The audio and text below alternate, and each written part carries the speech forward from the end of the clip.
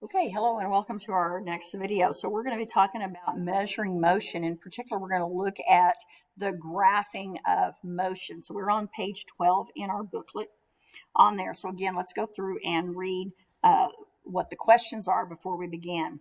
So the first question says, what value, unit or label, will always be on the x-axis, which is the horizontal, when graphing a distance time graph. So we're looking at what is our label for our x-axis. The next one, when reading a distance versus time graph, how do you tell which object is the fastest? How do we calculate the speed or velocity from a distance time graph? The next one is, suppose you see a graph in which one line goes up and one goes down. And when you calculate the slope, they have exactly the same value. In other words, one's a negative because it went down and one's a positive because it went up. What does that mean? And then the next question is, using the formula, what is the slope between these 2 points? Okay, and then we're going to do a summary. Okay, so let's just go ahead and get to reading on that. It says, how can you show motion on a graph? So you can show motion on a graph by recording what we call a distance time graph. The distance is on the vertical, the time is on the horizontal, and then the shape of the line, okay, the shape of the line is what's going to tell us what's happening. Okay, so here is a picture. And if you'll look again, on your horizontal axis is time, and on your vertical or your y-axis is distance. And so again, we call this a distance versus time graph, or a distance time graph. And we do it y over x because that's the same way we do our slope.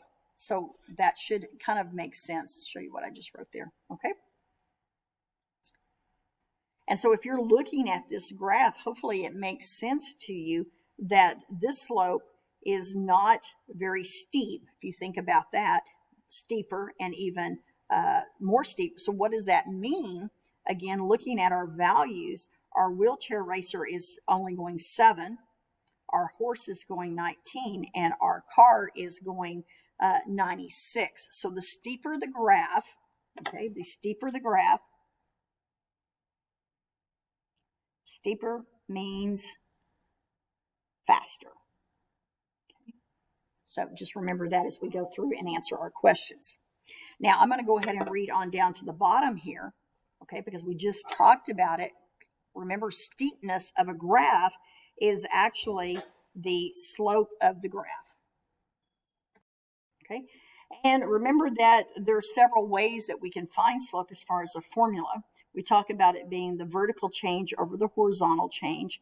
So what some of you might remember using is the rise over the run. That would be one thing. I'm going to tell you to hesitate using rise over run, not that you can't, but in physics, when we're doing this, if you'll look, it's different from math. Typically in math, your scale is going by ones and by ones, and so it's a consistent scale in terms of your change in your x is going to be the same as your change in y, if that makes sense. For one change in x, you got one change in y. But on here, we actually have different values, so you do have to be careful. So an example, let's say I'm looking at this point right here, and I'm doing rise over run. So when I rise, in this case, so a lot of times we drew, we'll just mark it on here, we would draw this kind of this right angle. Well, in this case, my rise is 500, my run is 5. Okay, so my rise is 500. Okay, my run is roughly 100, and so I'm sorry, roughly 5. What am I doing?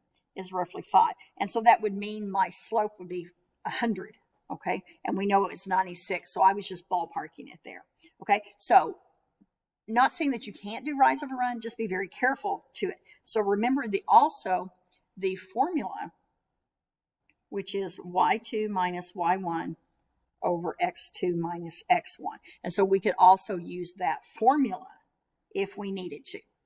Okay, so let's go back through our questions. So the very first question again says, what value or unit is always on the x-axis? So it is the word time. Okay, time is always on the x-axis. Okay, so when reading a distance versus time graph, how do you tell which object is the fastest? And it would be the one with the largest slope. Okay, the one with the largest slope is the fastest. The next one is how, and we'll talk a little bit about that largest slope here in just a second, but then how do we calculate the speed? Again, it is your vertical change over horizontal change.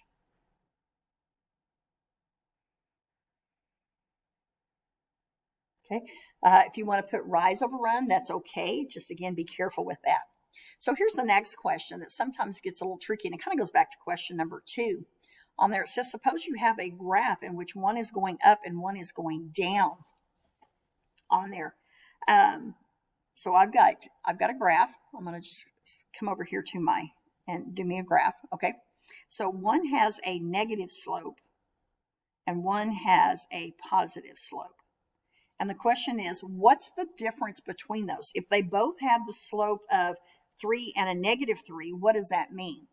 Well, again, going back to our previous video on there, if you remember velocity, the negative is just direction. So what this would mean is that they are actually going the same speed. Okay? But different directions. Okay? So one would be going away from the point of reference.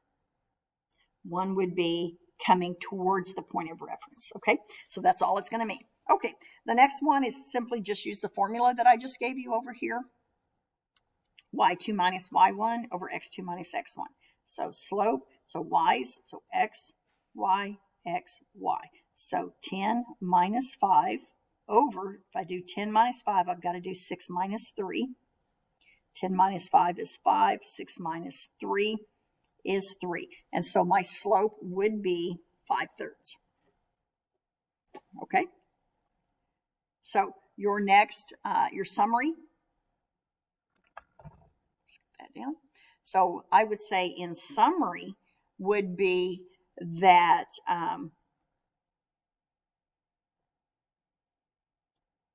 we can use a distance time graph to compare the speed